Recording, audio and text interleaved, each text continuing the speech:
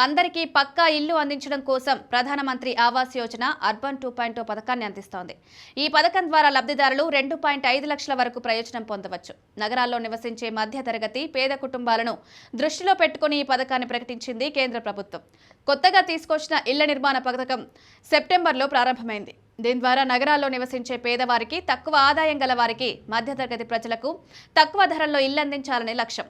మొదటి దశలో 2015లో ప్రారంభమైన పథకం ద్వారా 1.18 కోట్ల ఇళ్లు మంజూరు కాగా వాటిలో 85 లక్షలకు పైగా ఇళ్లు పూర్తయ్యాయి.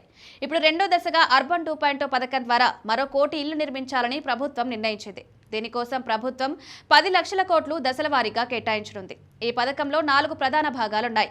మొదటిది బెనిఫిషియరీ లెడ్ కన్స్ట్రక్షన్. ఇది భూమి ఉన్నవారు తమ సొంత ఇల్లు నిర్మించుకునేందుకు నేరుగా డబ్బుతో సహాయం చేసే విధానం. రెండవది అఫోర్డబుల్ హౌసింగ్ ఇన్ పార్ట్నర్షిప్. ప్రభుత్వంతో భాగస్వామ్యం చేసే ప్రైవేట్ కంపెనీలు, డెవలపర్లు నివాస ప్రాజెక్టులు నిర్మిస్తారు. లబ్ధిదారులు వీటిని కొనుగోలు చేయవచ్చు. మూడవది అఫోర్డబుల్ రెంటల్ హౌసింగ్. ఉద్యోగాలు చేసే మహిళలు, వలస కార్మికులు, విద్యార్థుల కోసం తక్కువ అద్దెకు ఇళ్లనివ్వడం. నాలుగవది ఇంట్రెస్ట్ సబ్సిడీ స్కీమ్. ఇది హోమ్ లోన్పై వడ్డీ రాయితీ అందించేది. ఈ స్కీమ్లో వడ్డీ రాయితీగా గరిష్టంగా 1.8 లక్షల రూపాయలు లభిస్తాయి.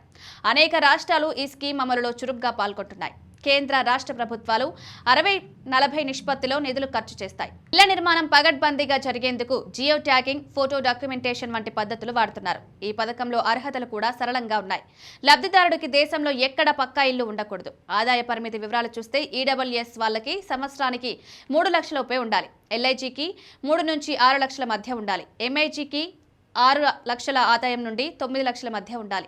మహిళలు, ట్రాన్స్జెండర్లు, ఎస్సీ, ఎస్టీ, ఓబీసీ వారికి ప్రత్యేక ప్రాధాన్యం ఉంటుంది. స్కీమ్కి దరఖాస్తు చేయాలంటే ఆధార్ కార్డు, కుటుంబ సభ్యుల ఆధార్ వివరాలు, ఆదాయ ధృవీకరణ పత్రాలు, బ్యాంకు ఖాతా వివరాలు, భూమి డాక్యుమెంట్లు అవసరం. దరఖాస్తు ప్రక్రియ పూర్తిగా ఆన్లైన్లో జరుగుతుంది. ఈ స్కీమ్ గడువు 2024 సెప్టెంబర్ 1 నుంచి 29 ఆగస్టు 31 వరకు అమల్లో ఉంటుంది. అయితే గత దశలో మంజూరైన ఇళ్ల నిర్మాణానికి గడువు 2025 డిసెంబర్ 31 వరకు పొడిగించారు.